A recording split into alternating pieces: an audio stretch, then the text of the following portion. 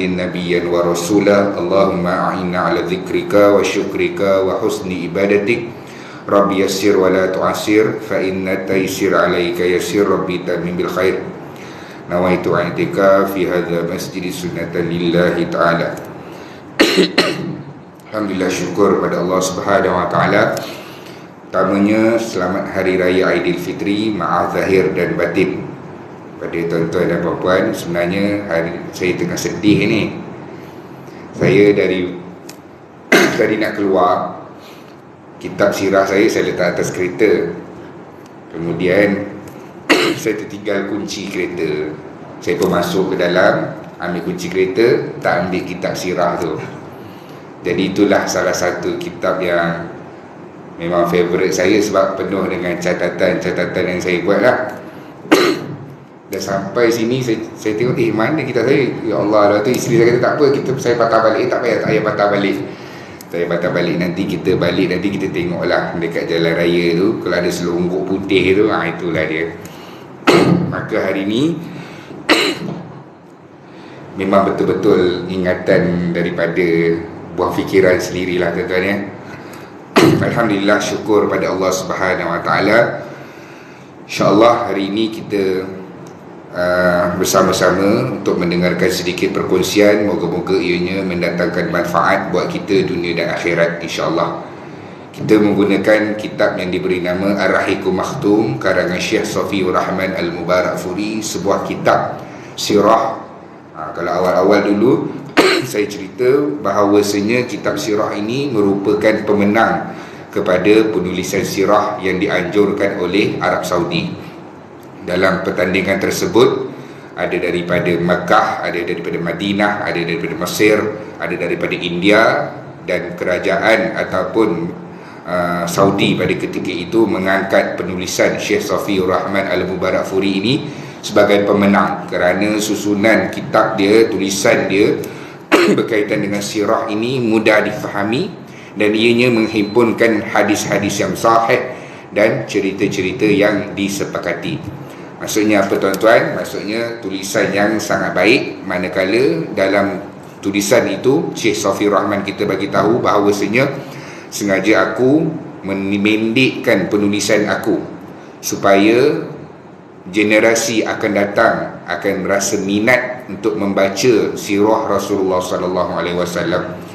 Kalau Syekh Safiur Rahman tulis sirah jilid 1 pun dah ada 600 muka surat, ada 12 jilid, maka kita senyum je lah pandang. Maksudnya kita tak teringin pun nak ambil kitab tu untuk kita nak baca.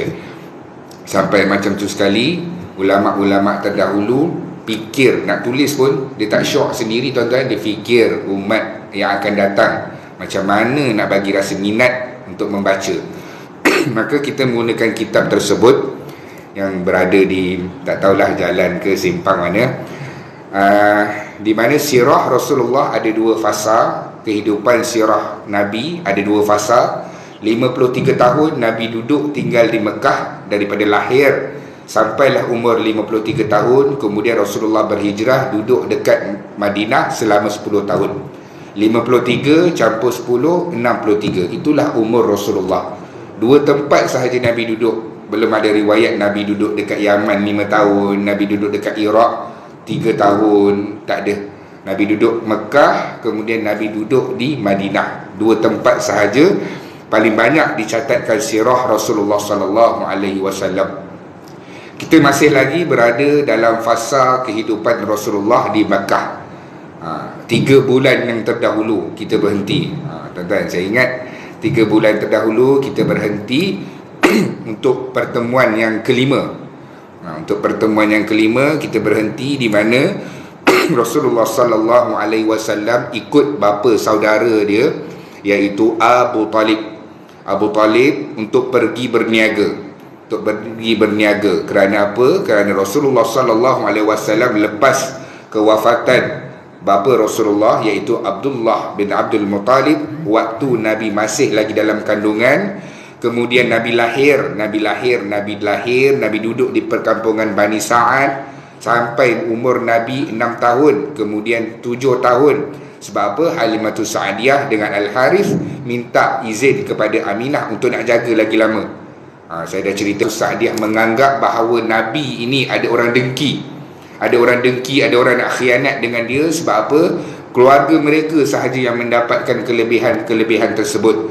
Maka dia kata dengan suami dia, wahai suamiku Al-Haris, kita bawa balik Muhammad, pulangkan ayah mak dia dekat Mekah. Sebab apa? Takut nanti kalau mati, macam mana kita nak jawab kepada ibu dia.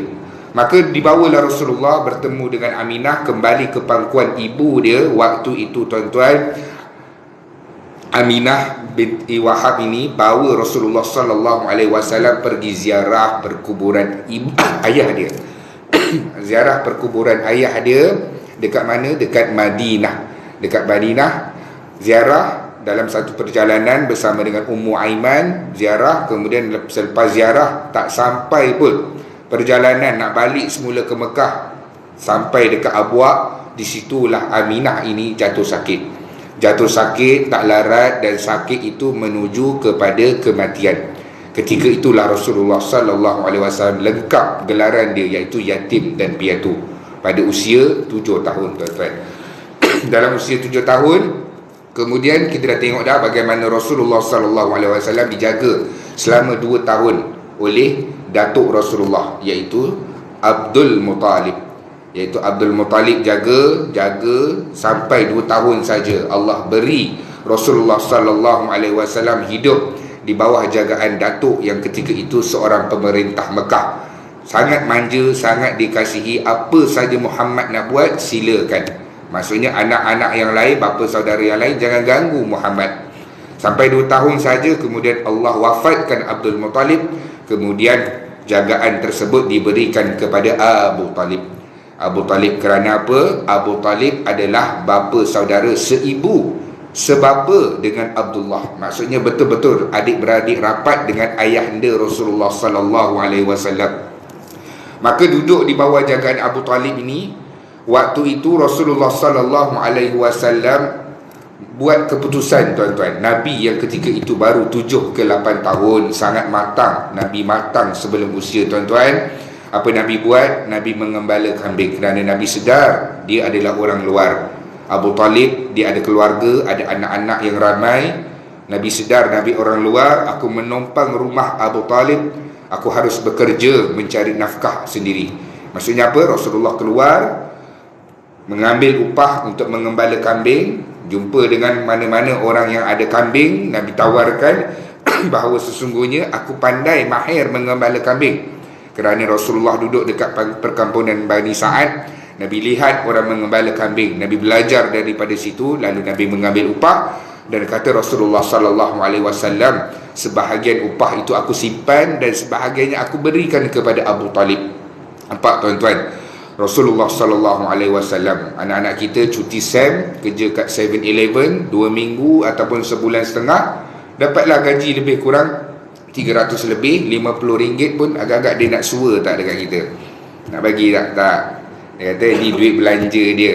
Nanti dah kerja betul-betul, baru abang bagi, baru Along bagi nanti.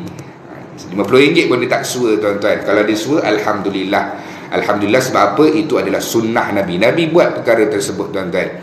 Kemudian apa yang berlaku? Rasulullah sallallahu alaihi wasallam duduk di bawah jagaan Abu Talib, membesar sebagai seorang kanak-kanak dan juga remaja. Sehinggalah Rasulullah ketika itu berumur 8 tahun tuan-tuan. 8 tahun Rasulullah ketika itu ikut Abu Talib. Abu Talib nak berniaga, pergi ke Syam. Pergi ke Syam untuk berniaga. Disitulah Rasulullah sallallahu alaihi wasallam ambil keputusan nak ikut.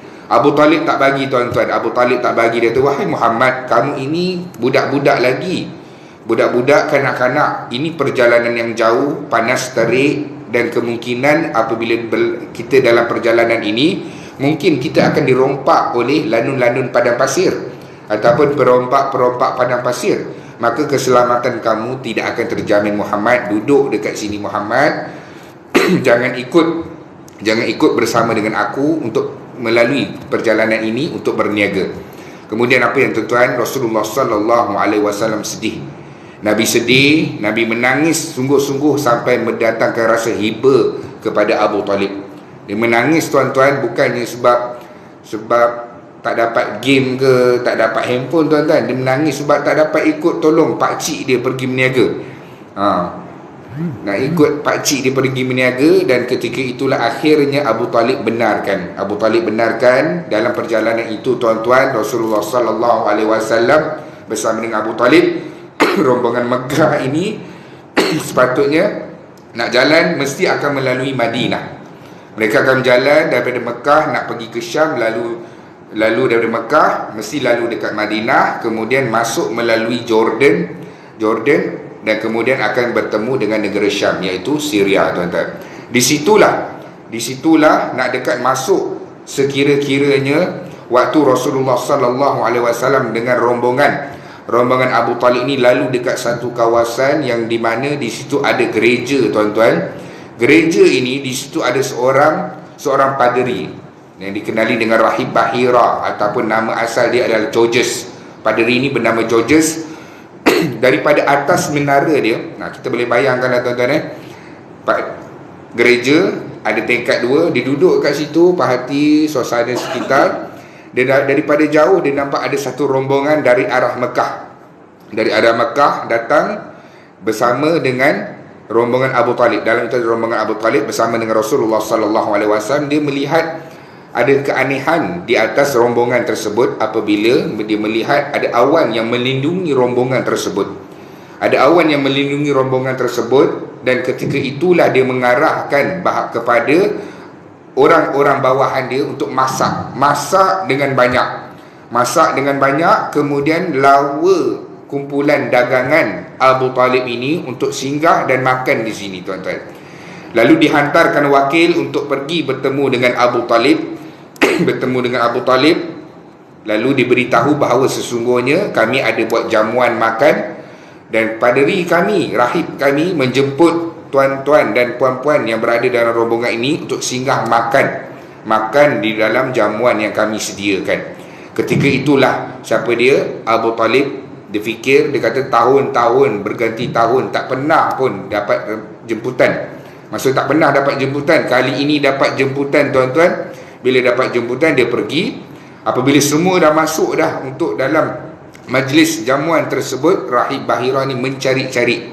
Dia mencari-cari siapa dalam ahli-ahli ini. Dia tengok, dia kata ada yang tertinggal ke? Kemudian Abu Talib jawab bahawa ada seorang budak yang berada di luar. Dia tak masuk tuan-tuan. Ada riwayat kata bahawa sesungguhnya Rasulullah sallallahu alaihi wasallam tidak masuk ke dalam gereja. Ada riwayat kata bahawa sesungguhnya Nabi duduk luar, Nabi jaga barang-barang dagangan, unta-unta yang berisi dengan barang dagangan oleh orang-orang Mekah. Nabi jaga. Ada riwayat kata bahawa Nabi tak masuk ke dalam gereja dan Nabi menghalakan wajahnya ke arah Mekah, iaitu Kaabah. Kemudian dilawa Rasulullah sallallahu alaihi wasallam. Ketika itulah Rahib Bahirah ditanya kepada Nabi. Siapa kamu? Siapa ibu bapa kamu? Kamu berasal daripada mana? Sehinggalah akhirnya Abu Talib jawab. Abu Talib ditanya oleh Rahib Bahirah itu, dia kata, budak ini siapa dia? Siapa budak ini? Lalu jawab Abu Talib bahawa sesungguhnya dia adalah anak aku. Kazabta, kamu ini berbohong. Innahu yatim, dia ini adalah anak yatim. Mustahil dia ini ada ibu dan ayah dia.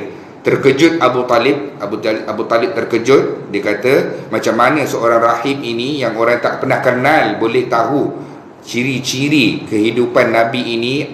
Mak ayah dia dah tak ada, Nabi ini berasal daripada Mekah dan sebagainya. Dia tahu bahawa sesungguhnya Rahib Bahira ini adalah seorang rahib paderi yang membaca kitab Injil dengan Taurat yang belum lagi dipalsukan. Maksudnya betul kan? Injil dan Taurat yang masih original, belum dipalsukan. Dan dalam Injil dan Taurat itu dituliskan secara terperinci Rasul akhir zaman ini bagaimana ciri-ciri dia, apa yang berlaku kepada dia ini bagaimana, sehinggalah Rahib Bahira itu mengangkat baju Rasulullah sallallahu alaihi wasallam untuk melihat tanda-tanda kenabian yang berada di bahu Nabi, iaitu lebih kurang ada kulit lebih di bahu Rasulullah sallallahu alaihi wasallam, daging lebih. Itulah tanda yang ada pada Rasul akhir zaman. Dan jawab Rahib Bahira ini kepada Abu Talib, wahai Abu Talib, bahawa sesungguhnya bawalah dia ini kembali semula ke Mekah. Takut-takut kalau dalam perjalanan di Syam, kalau orang Yahudi tahu bahawa dia ini adalah bakal Nabi, pasti dia akan dibunuh. Sebab apa tuan-tuan? Orang-orang Yahudi ini, kita lihat dah bagaimana dia ini terkenal dengan pembunuh para Nabi dan para Rasul. Kalau kita dah lihat dahulu dalam kisah 25 Rasul, kita dah lihat bagaimana sikap orang Yahudi ini yang dimanjakan oleh Allah Subhanahu Wa Taala. Mereka membunuh Nabi mereka, tuan-tuan. Sebab tu nanti kita akan lihat bagaimana nanti apabila Rasulullah Sallallahu Alaihi Wasallam tawarkan Islam kepada orang-orang Madinah, senang sangat orang-orang Madinah ini nak masuk Islam. Mudah orang Madinah ini untuk sambut mengucap 2 kalimah syahadah. Antaranya tuan-tuan, kerana di Madinah suatu ketika dahulu ada orang Yahudi. Dan bila ada orang Yahudi ini, mereka hari-hari menggembar-gemburkan cerita bahawa sesungguhnya nanti akan ada Nabi yang daripada keturunan kami, dan Nabi itu akan bersama dengan kami dan dia akan memerangi orang-orang Arab. Kalaupun Nabi itu daripada bangsa mereka sendiri Yahudi sekalipun, mustahil Nabi itu akan memerangi orang-orang Arab. Maksudnya apa tuan-tuan? Itu adalah perkataan palsu daripada orang-orang Yahudi, yang bahawa sesungguhnya mereka tahu hakikat kebenaran Rasul akhir zaman itu datangnya daripada seorang lelaki daripada bangsa Arab, bukannya daripada keturunan Yahudi. Maka dibawalah Rasulullah sallallahu alaihi wasallam pulang semula ke Makkah. Kemudian tuan-tuan, dalam zaman remaja Rasulullah sallallahu alaihi wasallam, Nabi remaja sekitar umur 25 tahun ataupun belasan tahun, Nabi pernah memasuki peperangan, tuan-tuan. Nabi pernah memasuki peperangan dalam usia remaja belasan tahun, iaitu peperangan Harbul Fijar. Peperangan Fijar, tuan-tuan. Satu peperangan yang melibatkan kabilah. Apa tugasan Nabi? Tugas Nabi adalah mengumpulkan anak-anak panah. Nabi tidak memegang senjata, Nabi tidak membunuh dan sebagainya. Tugas Nabi ketika itu adalah mengumpulkan anak-anak panah. Bila pihak yang berada dengan Nabi, iaitu orang-orang daripada Quraisy, panah itu terlempar ataupun jatuh di mana-mana, Nabi kutip untuk dihantarkan kepada pasukan pemanah. Nampak tuan-tuan, walaupun tugasannya begitu sahaja, ada kemungkinan Rasulullah akan mati. Sebab apa? Boleh jadi anak panah itu mungkin terkena, ataupun boleh jadi juga Rasulullah akan bakal ditombak ataupun dan sebagainya, tuan-tuan. Rasulullah umur belasan tahun dah masuk dah peperangan yang melibatkan orang-orang daripada Quraisy dan juga kabilah luar, di mana di pasar Ukas pada ketika itu. Di situlah Rasulullah sallallahu alaihi wasallam belajar berperang. Kita pelik bagaimana Nabi mentakbir memimpin peperangan Badar. Sebenarnya Nabi dah masuk dah perang daripada zaman remaja Nabi lagi. Nabi tengok bagaimana diaturkan kedudukan tentera, dekat mana nak letak pasukan pemanah, mana nak letak pasukan berkuda, siapa yang nak serang dulu, siapa yang kena bertahan. Nabi belajar daripada sini, tuan-tuan, ciri-ciri kepimpinan sebagai seorang panglima perang. Kemudian dalam peperangan tersebut, Rasulullah sallallahu alaihi wasallam dalam usia remaja juga, Nabi sangat suka. Nabi bagi tahu selepas sudah menjadi Nabi, Nabi kata suatu ketika dahulu aku suka sangat dengan orang-orang Quraisy. Sebab apa? Susahnya nak lihat orang-orang Quraisy ini yang amanah, yang baik, tuan-tuan. Susah nak jumpa. Sehingga Nabi puji dalam satu perjanjian itu, di mana Rasulullah sallallahu alaihi wasallam lihat bahawa sesungguhnya ada orang yang berniaga, kabilah luar datang berniaga dengan seorang, iaitu saya lupa dia siapa. Dia adalah seorang pemimpin Mekah, dan dia ini berniaga dengan orang yang berada di kabilah luar ini. Apabila kabilah yang berada di luar ini memberikan keseluruhan barang dagangan dia kepada pemimpin tersebut, nak cerita muka tak malunya orang-orang Quraisy Mekah jahiliyah ini, mereka dah ambil, mereka tak nak bayar. Dia bukannya tipu, scam, lepas tu hilangkan diri, tuan-tuan. Dia scam bulat-bulat punya. Maksudnya apa? Ini scam depan-depannya. Dia dah bagi, nak minta bayar, tak ada, aku tak bayar, sehingga kan akhirnya kabilah ini naik ke Jabal Abi Qubais. Jabal Abi Qubais itu lalu melaungkan syair-syair tentang kesusahan dan juga kezaliman yang dilakukan oleh bangsa-bangsa Arab di kota Mekah itu. Sehinggalah ketika itu tuan-tuan, Bani Hashim, Bani Manaf ketika itu dan juga Bani Muttalib, dan juga ada beberapa juga kabilah-kabilah lain, mereka semua berkumpul di rumah seorang Mekah, di mana di situ mereka bermesyuarat bahawa sesungguhnya kita kena jumpa dengan pemimpin tersebut supaya mendesak dia membayar semula apa yang telah dia ambil daripada kabilah tersebut. Sampai macam tu sekali tuan-tuan, sehinggalah akhirnya pemimpin tersebut memberikan sejumlah wang dagangan kepada orang yang sepatutnya dia berikan. Nabi sangat puji dan Nabi kata, inilah perjanjian yang sangat berharga, lebih daripada sekawan binatang ternakan. Nabi puji tuan-tuan, Nabi puji, Nabi sangat suka dengan perjanjian tersebut.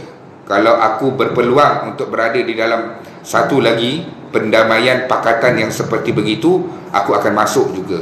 Aku akan masuk dan meraihkan perjuangan mereka tuan-tuan. Itu antara yang berlaku ketika usia remaja Rasulullah sallallahu alaihi wasallam. Kemudian Nabi meningkat dewasa, umur Nabi ketika itu 25 tahun. 25 tahun Rasulullah tak mempunyai pekerjaan yang tetap. Nabi tak ada pekerjaan yang tetap. Kadang-kadang Nabi mengembala kambing, kadang-kadang Nabi tolong orang berniaga.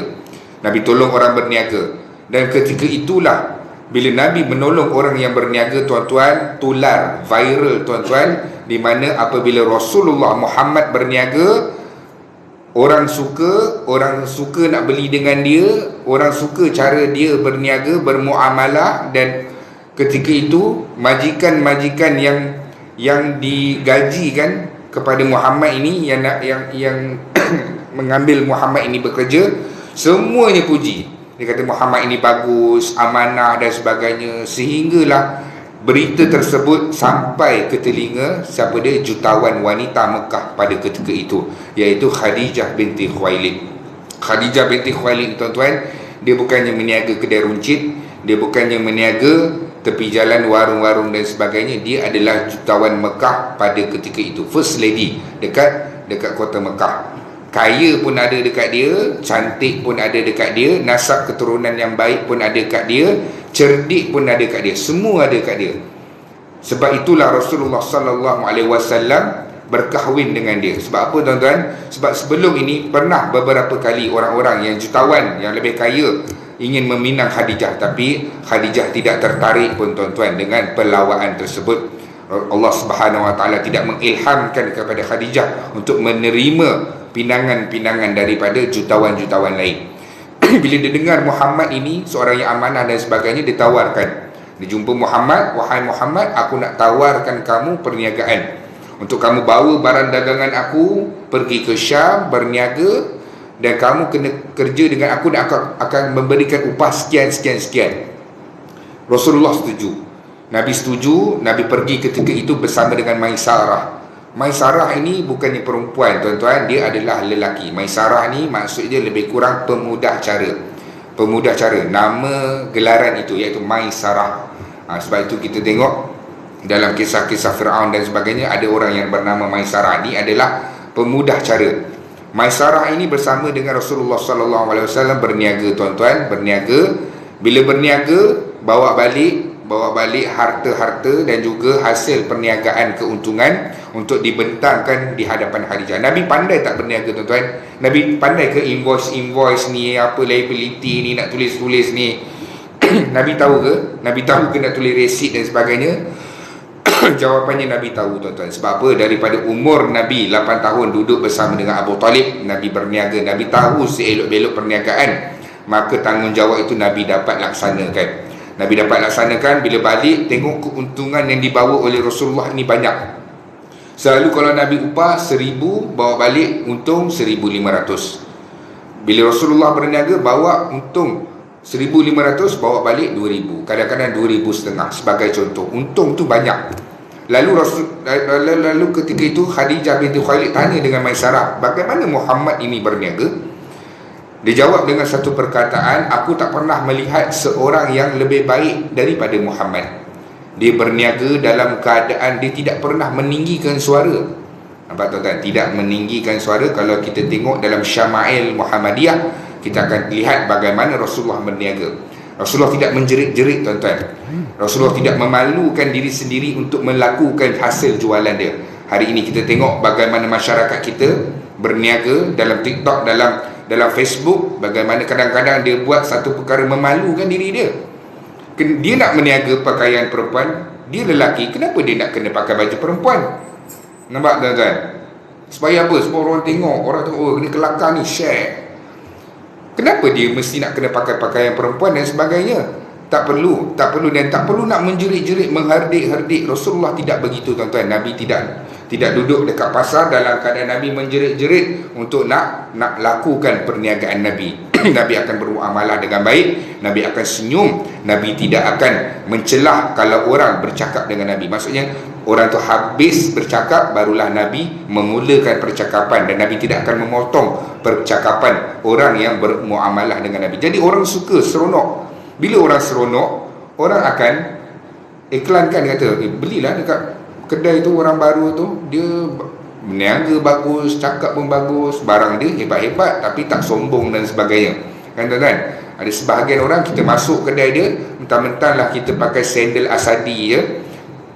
Sandal Asadi, dia layan tak nak layan je. Kita masuk pun kedai Habib Juel apa kan, dia macam tak layan dan tak layan. Tapi sebab apa? Sebab pemakaian kita, layanan kita tu terhadap pembeli itu berdasarkan apa yang dia pakai dan juga apa juga yang ditampilkan daripada luaran. Rasulullah SAW tak begitu, tuan-tuan.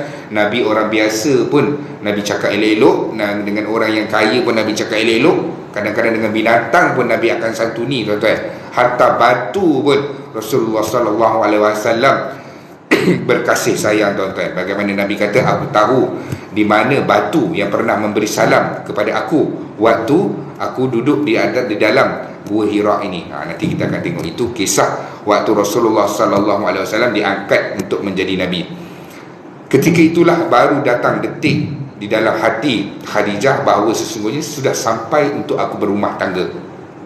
Lalu Khadijah menyampaikan hasrat dia kepada sahabat baik dia, iaitu Nafisah.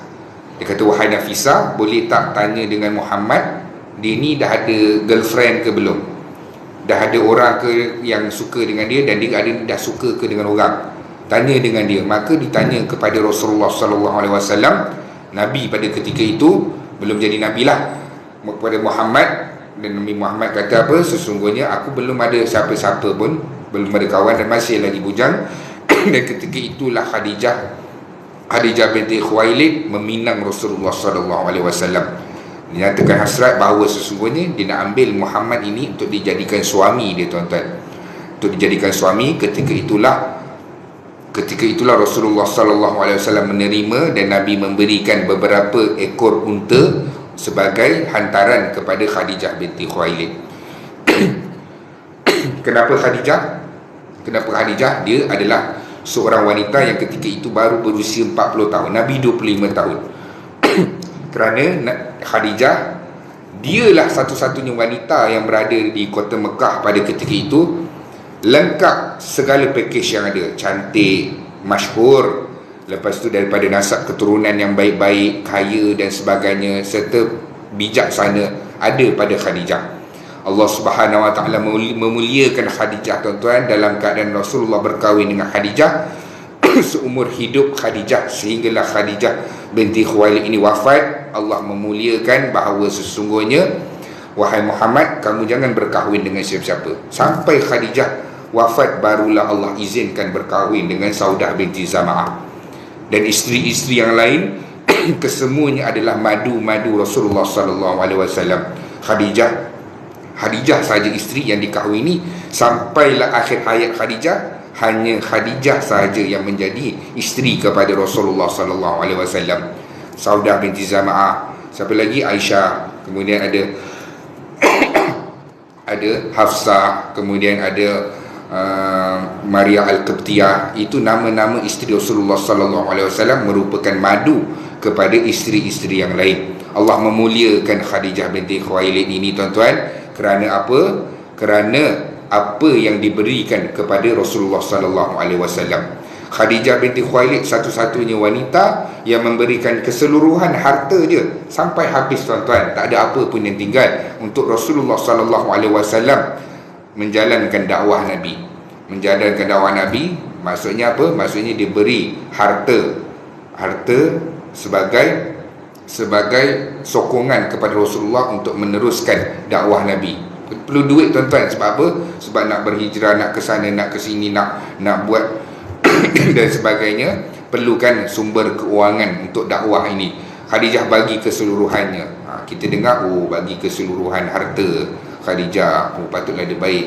Tuan-tuan bayangkan hari ini saja, tuan-tuan bayangkan balik ni, mana-mana balik ni, lepas ni jumpa dengan isteri dekat rumah, tanya dengan dia, ni melawak je kan, bukan betul-betul pun, tanya dengan dia, boleh tak nak minta gelang ke, nak minta duit simpanan dia sikit ke kan, keluarkan dia KWSP dia dalam 10,000 ke 5,000 ke, tak apa, minta lah duit dia cash dan sebagainya, nak bagi dekat Mahat Tahfiz ke dan sebagainya, nak infak Al-Quran dan sebagainya ke.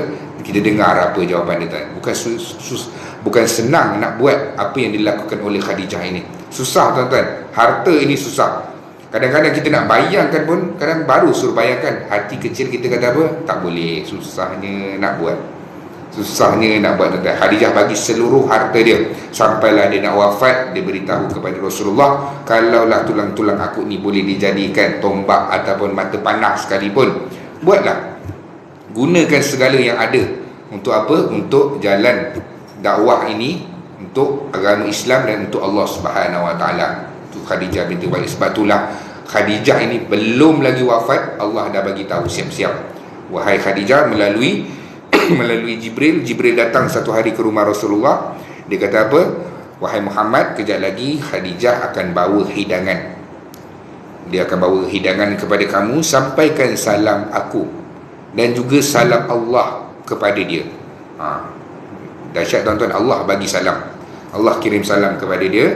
Beritahu kepada Khadijah bahawa sesungguhnya Allah sudah pun menyiapkan satu istana untuk Khadijah yang dibuat daripada permata. Kita baru beli cincin permata pun dah update dekat Facebook, dekat Instagram, dekat TikTok, dekat WhatsApp status. Semua laman sosial kita update. Sebab apa?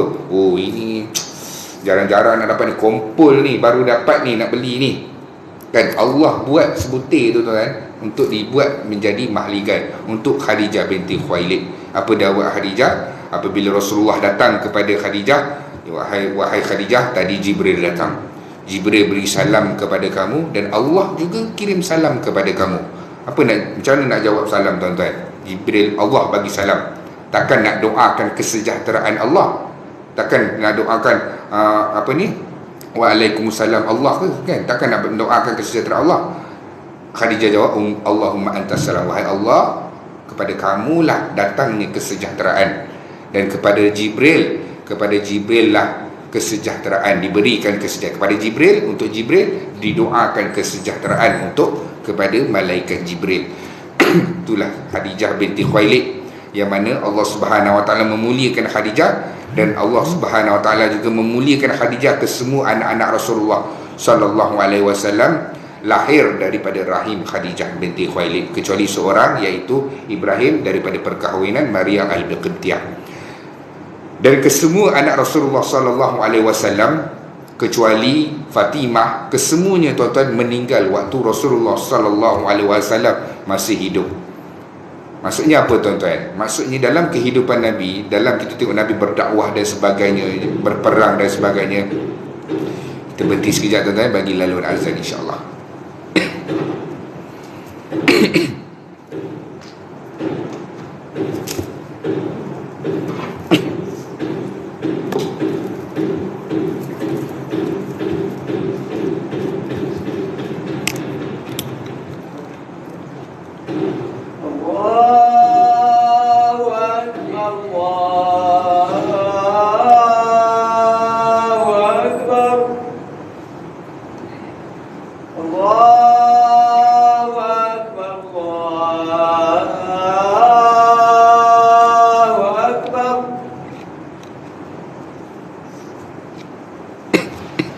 أشهد أن لا إله إلا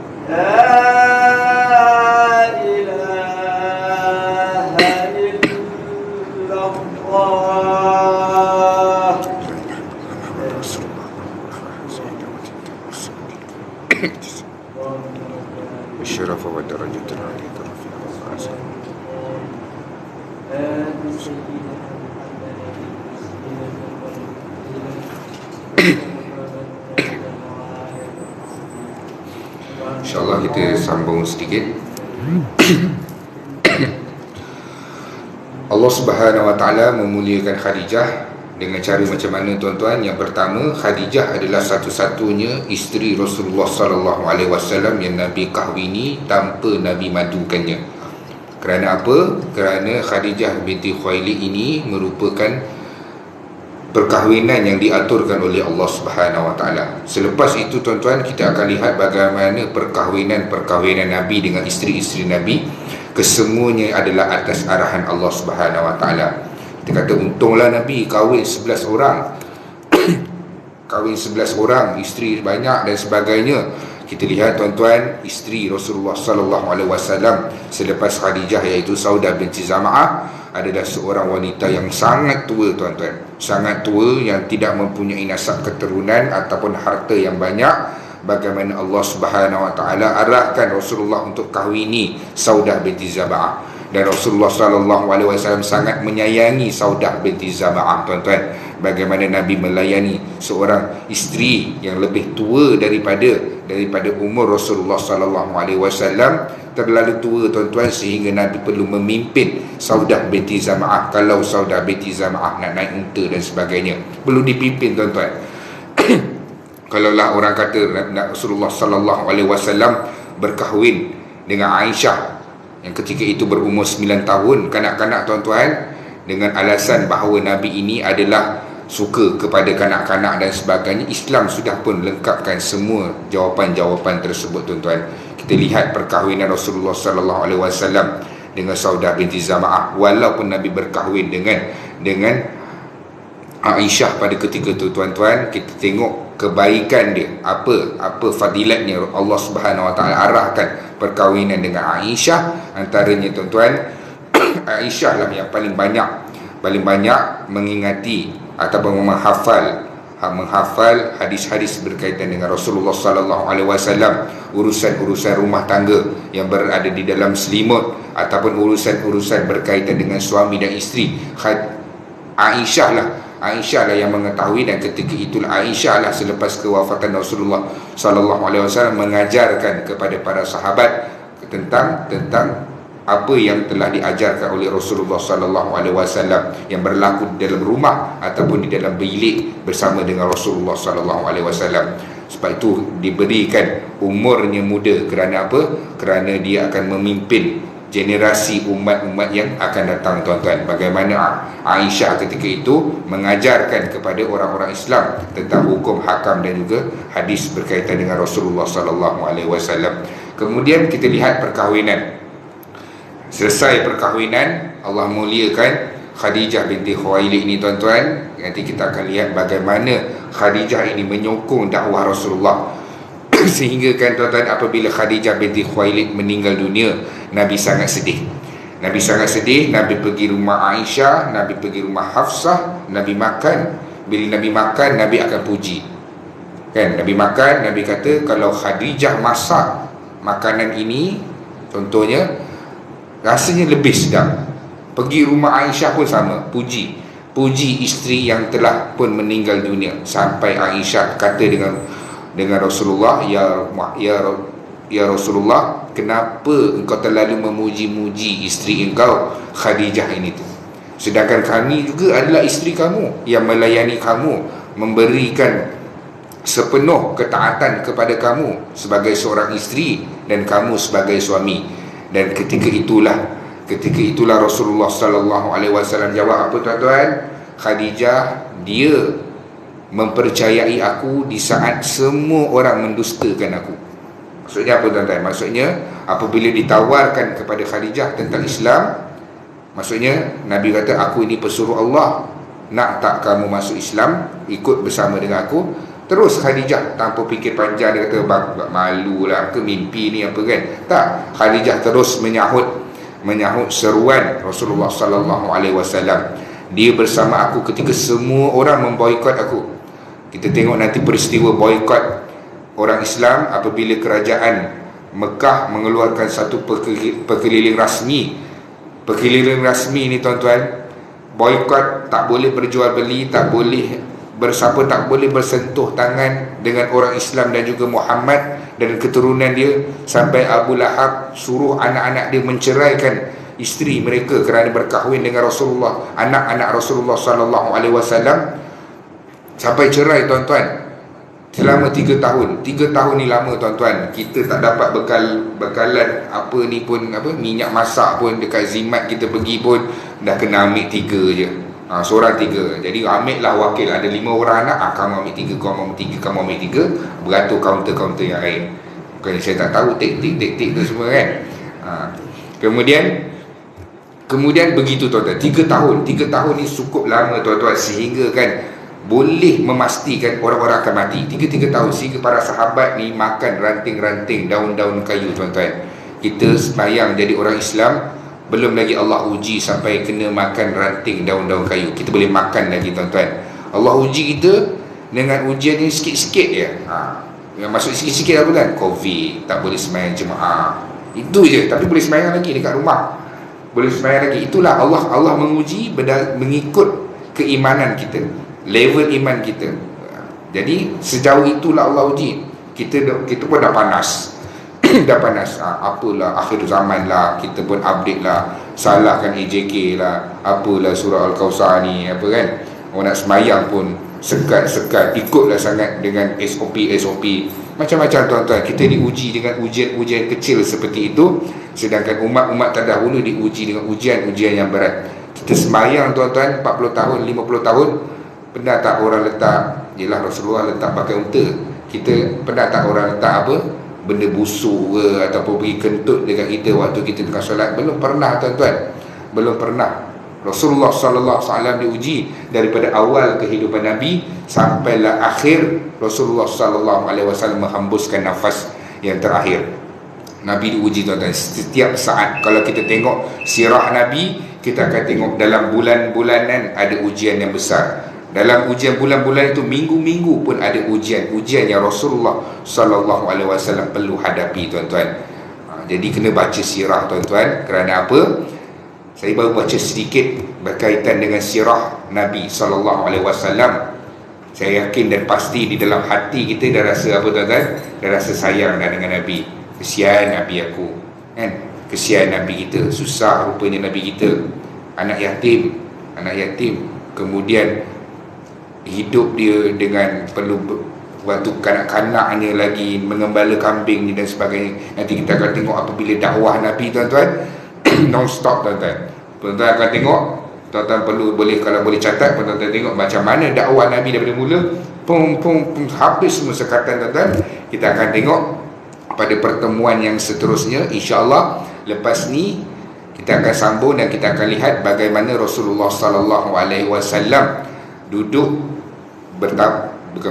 beruzlah di Gua Hira ataupun di Jabal Nur. Jabal Nur, Bukit Nur tu atasnya ada gua itu dinamakan Gua Hira, dan ketika itulah Rasulullah sallallahu alaihi wasallam mendapat wahyu yang pertama. Maksudnya wahyu yang pertama adalah punch card Nabi yang pertama. Ketik masuk sebagai pesuruh Allah. Bila punch out tuan-tuan, tak ada punch out sampailah Rasulullah sallallahu alaihi wasallam menghembuskan nafas yang terakhir, barulah Rasulullah sallallahu alaihi wasallam punch out daripada urusan-urusan dakwah ini tuan-tuan, bertemu dengan Allah Subhanahu wa taala. Ibadah kami, solat kami, puasa kami, zikir kami, bacaan Quran kami, sedekah kami sebagai pahala yang diterima di sisi-Mu ya Allah. Ya Allah, ya Tuhan kami, matikan kami dalam keadaan husnul khatimah, jangan matikan kami dalam keadaan su'ul khatimah. Ya Allah, ya Tuhan kami, ringankan sakit sakaratul maut kami ya Allah. Ya Allah, ya Tuhan kami, jadikan kubur kami ya Allah sebagai taman-taman syurga, jangan jadikan kubur kami ya Allah sebagai lubang-lubang neraka. Ya Allah, ya Tuhan kami, bangkitkan kami dalam keadaan Engkau redha dengan kami ya Allah. Berilah buku amalan kami dengan tangan kanan kami, jangan beri buku amalan kami dengan tangan kiri kami ya Allah. Ya Allah, ya Tuhan kami, timbanglah kami dengan sempurna ya Allah. Kasihanilah kami ya Allah, permudahkan proses timbangan mahsyar kami nanti ya Allah. Ya Allah, ya Tuhan kami, pimpinlah kami dalam meniti titian sirat-Mu ya Allah. Himpunkan kami, kedua ibu bapa kami, ahli keluarga kami, rakan-rakan